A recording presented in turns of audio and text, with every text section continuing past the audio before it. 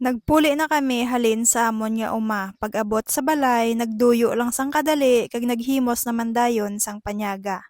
Kay udto na naman, kaon na naman. Ang lutoon namon nga sudan isda, bag-ugid kuha sa ref. Para dasig maluto ang amon nga sudan, ginpang divide ko na ang obra sa akon pamilya. Kag nagdugang man sila luto sang munggo para magdamo ang amon nga sudan. Samtang nagaluto ang akon nga pamilya, ari ko diya sagwa naga-entertain sang amon mga bisita. Pero do nagsuli, sila ya ang nag-entertain sa akon. Bisan ano sila kakapoy sa pag-ubra sa uma, mabatian lang nila ang tats by tats, gadula kuno ang ila nga kakapoy. Kag ginaganahan pagid sila magpadayon sa pag-ubra, kung mabatian pagid nila si brother nila Louie. Sang naluto na, nagtingob kami kaon sa amon panyaga. Sang hapon na, ginprito ko ang kiping nga ginhatag sa akon. Salamat gid Tita Vilma and Inday Ay. Ginbuligan ako sang ako niya pakaisa nga mag-prepare para maluto ang indi nga kiping. Kiping ni ang tawag sa amon. Sa inyo ba may amo man ni? Kag kung may ara, ano inyo tawag? Nami ni siya kunulutoon sa damo nga mantika, pero since limited lang ang amon nga mantika, gindutay ko lang. Hapos lang man siya lutoon, painiton mo lang man ang kalaha, butang mo ang mantika, and let it burn.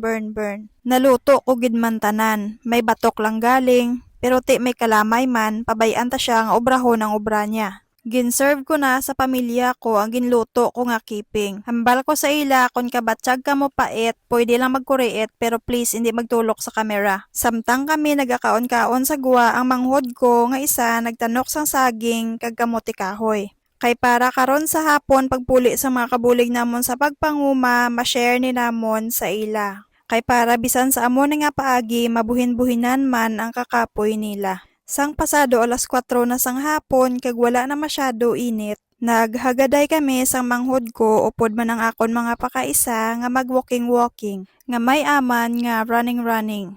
Ang isa pagid ka purpose sang amon nga pag-walking is mangita kami sang signal kay wala kami signal sa amon nga balay. Pero pag abot namon sa unahan, do ako lang man nangita signal kay bayabas man galingid pangita nila.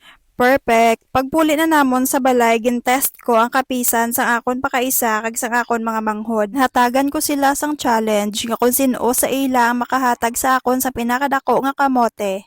Tagaan ko sang dako nga pagpasalamat. Sakit ang ila nga tulok sa akon. Ti naglakat na lang ko kag nagdakop sang manok nga sudadnon namon karon sa gabi. Nadakpan gid man ang 3 ka manok nga plano nila nga adobohon. Kag ang gamito namon nga pampaaslom sa adobo nga manok ang alumpiran. Sa nadak-an ko diri sa bukid ang ginagamit namon nga pampaaslom sa adobo amo ang dahon sang alumpiran. Hindi ko sure kung sa inyo may amo man ni, pero kung wala, ati amo ni gurong ikinalegend namon di. Sang nakakuha na kami sang intsaktuhan na, nagpuli naman kami dayon sa balay para mahimos naman namon ang amon nga sudaan. Kag samtang nagaluto ang ako nga manghod, gusto ko magpasalamat sa inyo kay nakalabot kamo sa diri nga portion sang akon nga video. At dahil dyan, gusto ko kamo pang singgiton. Shout out sa kay Ma'am Binilda Tambanilyo kag kay Madam Marilu Nugid nga kanamit gid magluto. Kag sa tanan nga naga-comment, share and react sa akon nga videos, madamo gid nga salamat. Ang amon nga sudan lapit na lang maluto, kag ang tinigang, ay hala, tayo mo lang na danay daso naman.